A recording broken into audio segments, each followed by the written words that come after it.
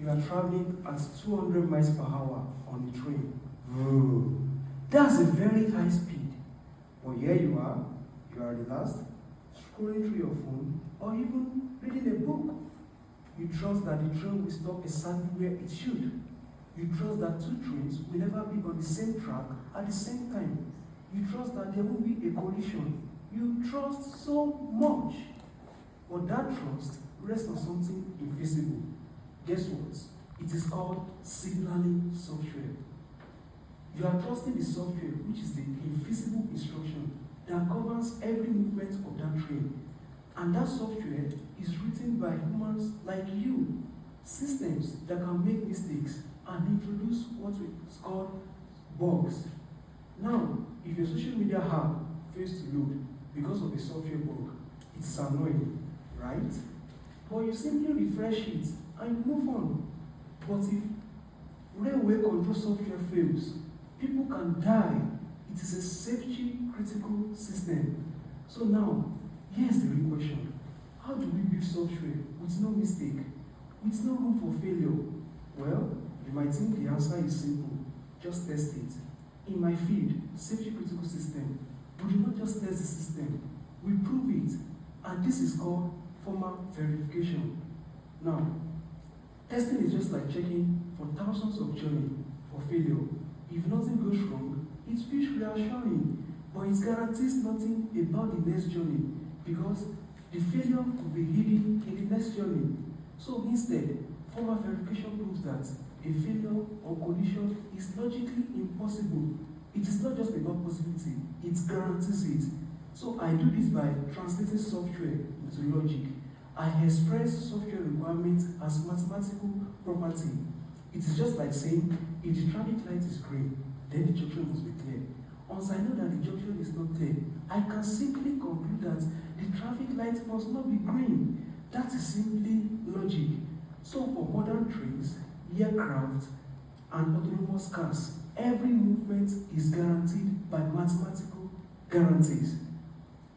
Remember, in safety critical system, we do not just test the system, we prove it because we need more than possibilities.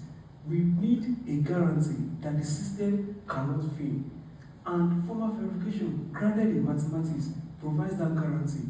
So the next time you stand on a platform, you feel the vibration of an approaching train. Remember this, long before that train ever moved, someone did not just ask, can this work?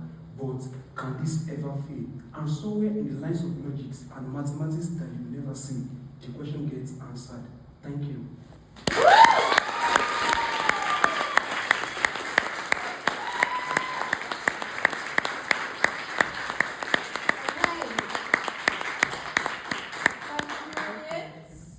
Right, over to our first judge's question, please. Okay, so thank you, Michael.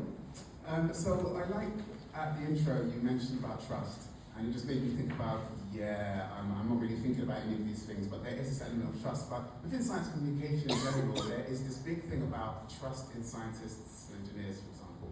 So how important do you feel it is to help the public to trust scientists like yourself and engineers in the work they do? And how do you feel you can contribute that with your work?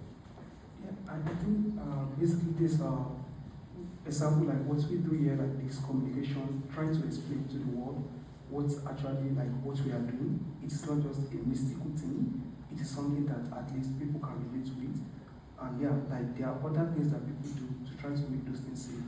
But the more work that we are putting into it, communicating into the world, is something that I think it can help the public to really understand this. Michael, Diokosan, thank you.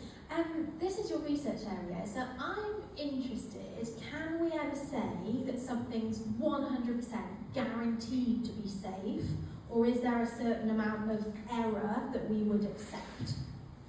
Yeah, it's possible to have 100% based on the software requirement.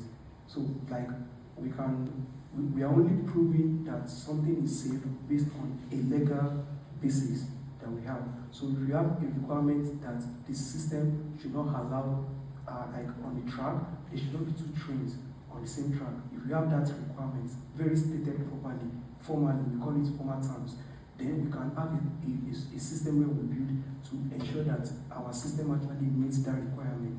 So it depends on the types of requirement, and that's specifically what I'm working on. What are the right requirements? If we have the right requirement right, we can get 100% that this is going to work. Great, thank you. Thank you. Right, please give